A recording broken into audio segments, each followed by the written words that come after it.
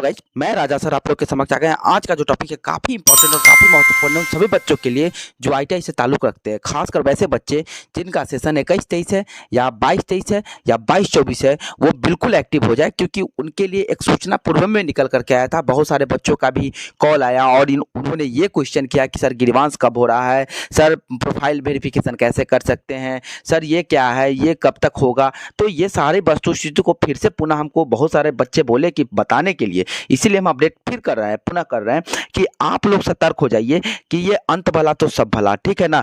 अभी इससे पूर्व में क्या हुआ वो हम मैटर नहीं रखता है, लेकिन अब आप यदि थोड़ा सा भी स्किप करते हैं तो ये बहुत बड़ा मैटर करता है आपके लिए।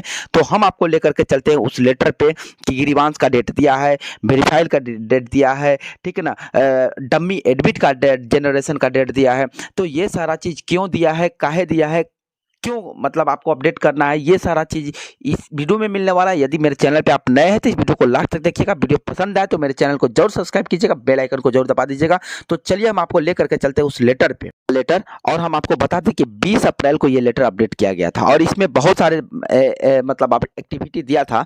बहुत सारे बच्चों को ये समझ में नहीं आया। देखिए प्रोफाइल वेरिफिकेशन जो है, ठीक है ना, प्रोफाइल वेरिफिकेशन करने के बाद आपका एक डम्मी एडमिट कार्ड जनरेट होगा और वो डम्मी एडमिट कार्ड मतलब 1 मई से लेकर के 15 से पहले हो जाना चाहिए।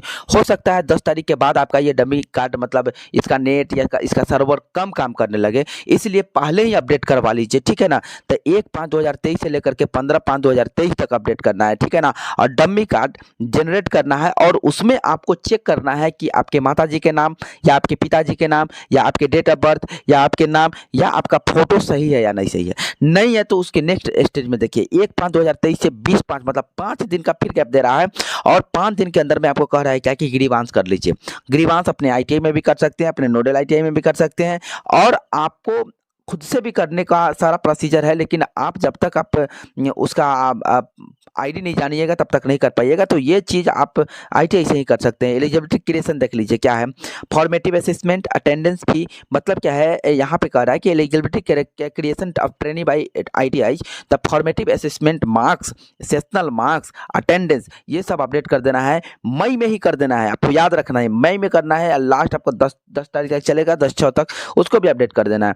फी सबमिशन है 1/6 से आपको 10/6 तक अपडेट कर देना है सीबीटी के लिए। प्रैक्टिकल का एग्जाम का भी डेट दे रहा है 3/7/2023 से 7/7/2023 तक, मतलब सीबीटी एग्जाम का भी डेट दे रहा है 10/7 से 4/8/2000, मतलब आपका जो सीबीटी एग्जाम होगा 10/7 से 4/8 तक होगा, मतलब इससे पहले ही आपका प्रैक्टिकल का एग्जाम होने जा रहा है। तो और रिजल्ट आपको 19 अगस्त को मतलब घोषित कर दिया जाएगा और कन्वोकेशन का मतलब होता है कि आपको सम्मानित करना सर्टिफिकेट के साथ।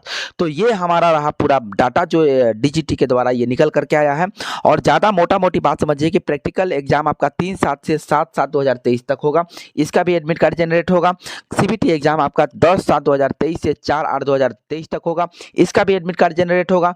तो आपका कहने का मतलब है लगभग 3 एडमिट कार्ड जनरेट होंगे जो आपको अपडेट करने हैं, ठीक है ना।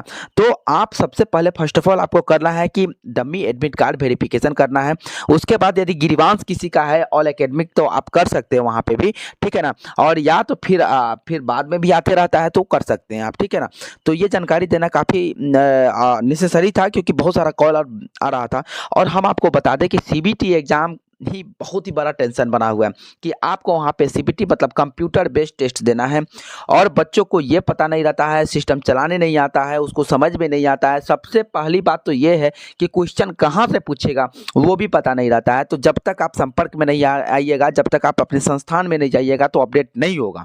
और रही बात दूसरी कि आपको पढ़ना क्या है, टू दी पॉइंट पढ़िए, टू दी सिलेबस पढ़िए। पढ़ना आम है, आप पढ़ रहे हैं कटहल, तो ये बिल्कुल नहीं होगा। आपका समय का व्यर्थ है, ठीक है ना।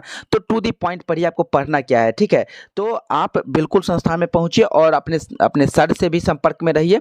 यदि वीडियो अच्छा लगे तो जरूर लाइक, कमेंट और शेयर कीजिए। Okay, bye bye.